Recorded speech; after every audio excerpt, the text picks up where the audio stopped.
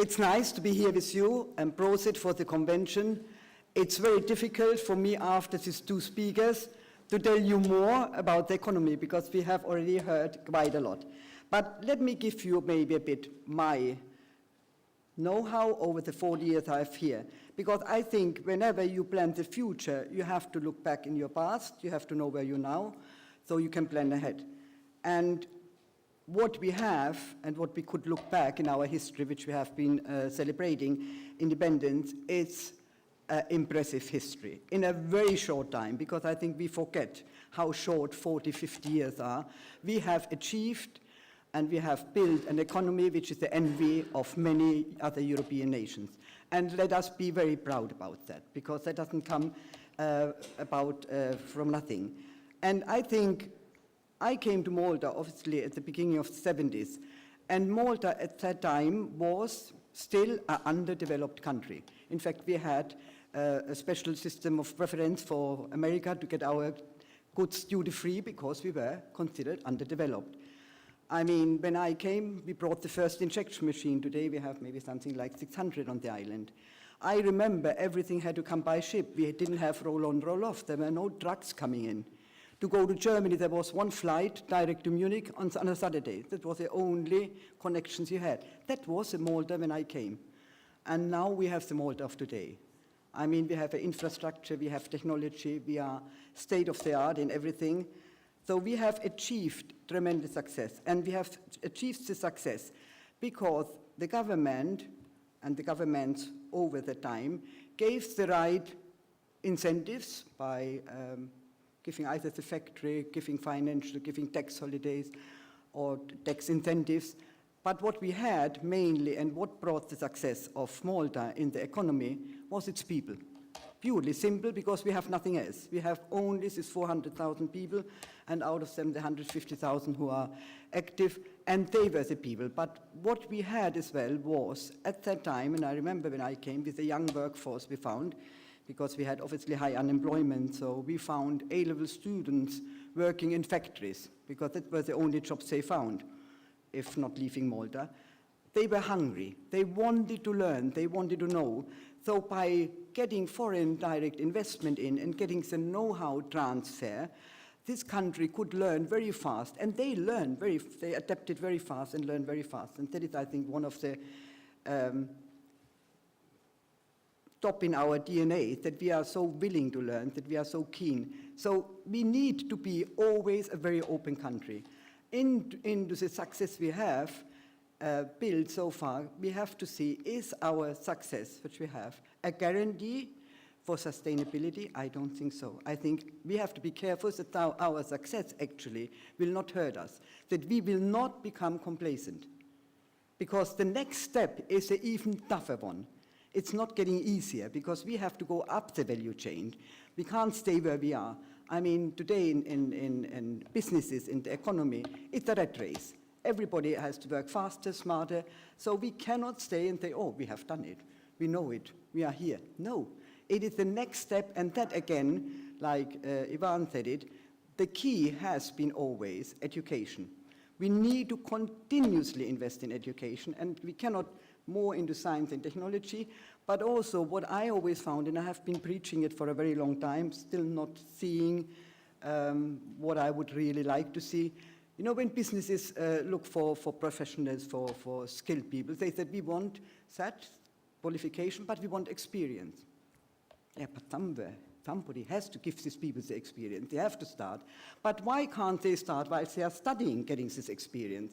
So when they come out of university, they have as well the skills of knowing the workplace outside. Why don't we have modules which are practical modules, but which we are accredited? We have it with the lawyers, we have it with the doctors. Why not in everything else? So the industry will already get the youngsters, know what they are learning at university, and they can already get the world of work, so they are ready. They can start and running when they are out and have their qualification. I think we need to have this closer working together between industry and education.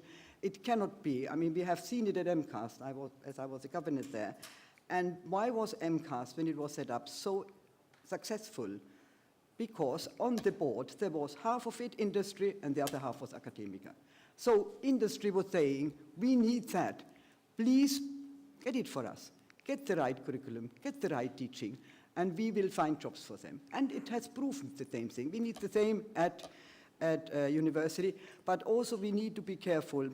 We had, when we were in government, a whole vision of where we want to go, of the industries we have, and what would be the next step, be it biotech, be it creative industry into the digital. There, for example, I have one thing as well.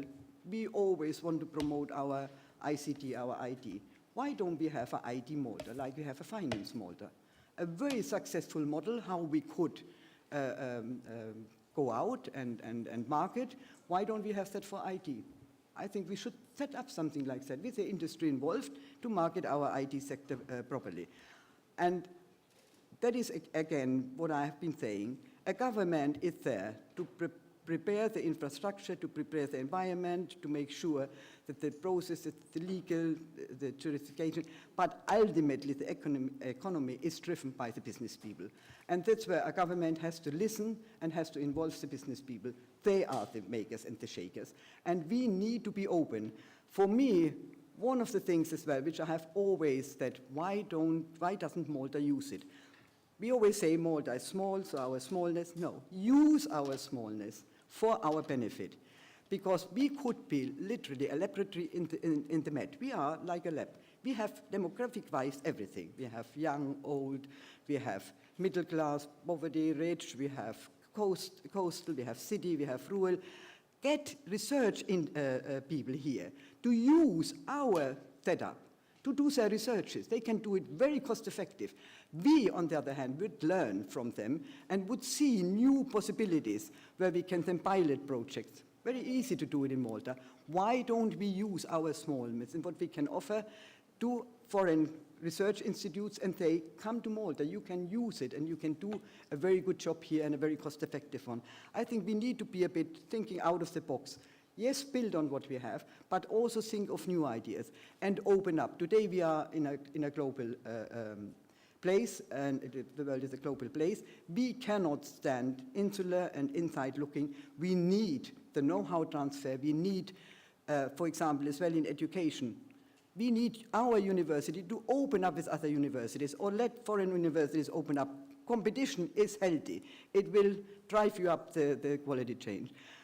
We have heard the discussions lately as well in the paper about the Ernst & Young, about this branding Malta. Let us look at our product. First and foremost, our product has to be right before we even market. Do we still have people who are hungry, who are dynamic, or do we have people who are complacent already? Because I think that is the one thing which would really be detrimental for Malta. If we are complacent and we think we are there, by selling passports we won't make it.